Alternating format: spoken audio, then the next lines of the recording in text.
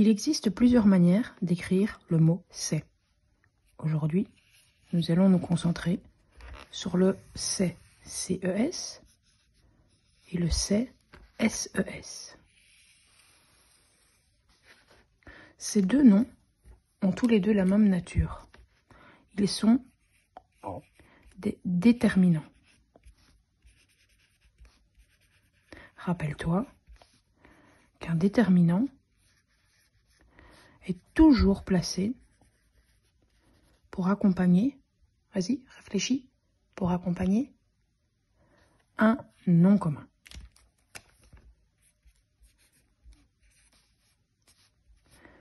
Par exemple, c'est maison. Ou on peut aussi dire c'est maison. On peut aussi dire c'est pomme. Oui, mais on peut aussi écrire c'est pomme. Alors comment faire la différence? Si nous commençons par le déterminant c'est, nous devons nous souvenir que c'est le pluriel, il y a un S, des déterminants que nous connaissons déjà. Ce, cette, ou bien le même au féminin, cette. Alors que celui-ci, qui est au pluriel également, provient d'autres déterminants. Oh. Pluriel des déterminants. Par exemple, ça ou son.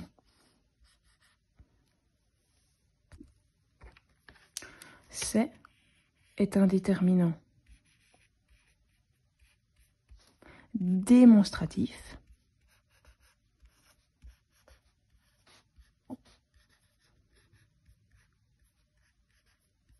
alors que c'est est un déterminant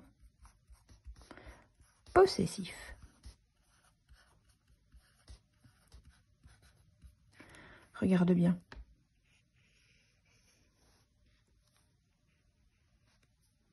Le déterminant démonstratif montre des choses.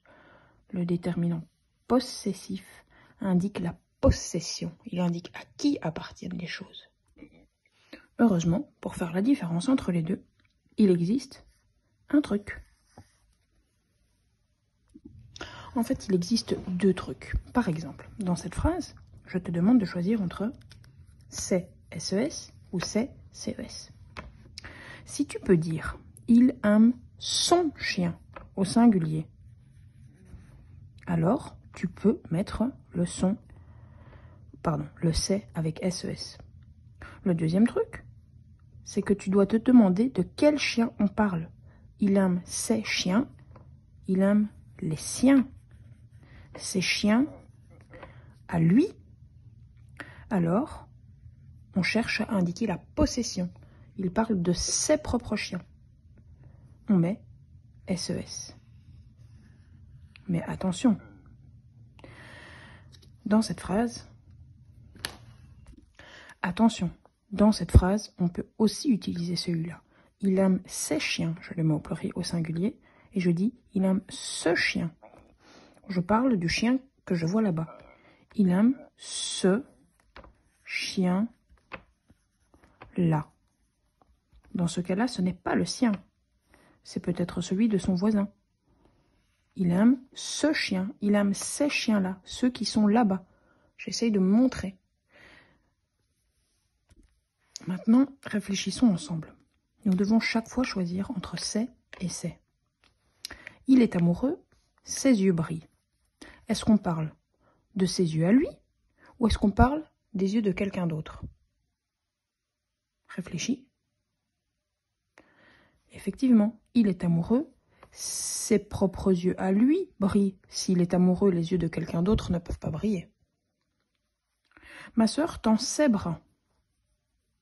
Est-ce qu'elle tend ses bras à elle? Ou est-ce qu'elle tend ses bras qu'elle voit là-bas qui traînent dans la rue? Bien sûr, elle tend les siens.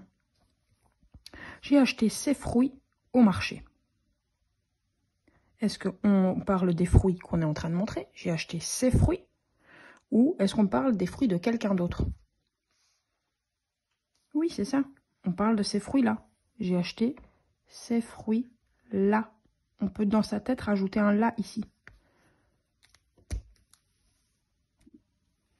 Voici encore quelques autres exercices. Essayons ensemble. Peux-tu attraper ces assiettes? Est-ce qu'on parle des siennes? Ou est-ce qu'on parle de ces assiettes-là? Dis-moi lequel je dois écrire. Peux-tu attraper ces assiettes-là? Celles-là, les assiettes qui sont dans l'armoire. Aimes-tu ces habits? Réfléchis bien. Est-ce qu'on dit « Aimes-tu ces habits-là » ou est-ce qu'on parle des habits qui appartiennent à quelqu'un? Eh bien, dans ce cas-ci, on peut choisir. Aimes-tu ces habits? Peut-être qu'on parle des habits de ta copine. Aimes-tu ces habits que tu vois sur le rayon du magasin? Les deux fonctionnent. Il fait ses devoirs. De quel devoir parle-t-on? Est-ce qu'il fait ses devoirs à lui? Ou est-ce qu'il fait ce devoir-là qui traînait sur la table et qu'il avait envie de faire? Ici, il est plus logique d'écrire « c'est ». Mais c'est autorisé d'écrire « c'est ».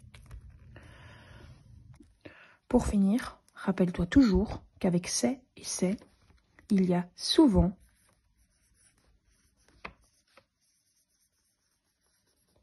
les deux possibilités. Alors, comment faire la différence? Eh bien, ça, il n'y a que le contexte du texte qui peut t'aider. De quoi parle-t-on? Dans ce texte-là, dans la phrase que je lis, je dois comprendre de quoi on parle. Voilà, c'est terminé pour aujourd'hui. Si tu as des questions,